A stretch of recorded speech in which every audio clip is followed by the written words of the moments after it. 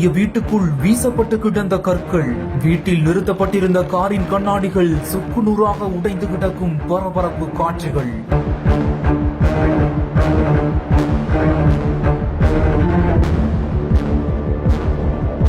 இரவோடு இரவாக நடந்தது என்ன?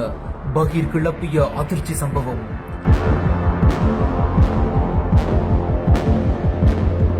திருப்பத்தூர் மாவட்டம் ஆம்பூர் அடுத்த பெரிய குமேஸ்வரம் பகுதியைச் சேர்ந்தவர் சோபனா கோவிந்தராஜ். இவர் ஊராட்சி மன்ற தலைவராக இருந்து வரக்கூடிய நிலையில இவருடைய கணவர் கோவிந்தராஜ் கடந்த 3 வருடங்களுக்கு முன்பா கூறப்படுது. இந்த நிலையில தான் கடந்த 1 வருடத்திற்கு முன்பா ஊராட்சி மன்ற தலைவரான சோபனா குடும்ப பிரச்சனை காரணமா தனது உறவினரான சந்தோஷ் என்பவரால் தாக்கப்பட்டு தற்போது குடியாத்தம் அடுத்த சீவூர் கிராமத்துல அவருடைய தாய் வீட்டுல வசித்து வருவதாக கூறப்படுது. இந்த நிலையில தான் நேற்று நள்ளிரவு நேரத்துல சோபனா கோவிந்தராஜ் வீட்டுக்குள்ள புகுந்த மர்ம நபர்கள் அவங்க வீட்டுல நிறுத்தப்பட்டிருந்த கார் கண்ணாடியை அடித்து நொறுக்கியிருக்காங்க.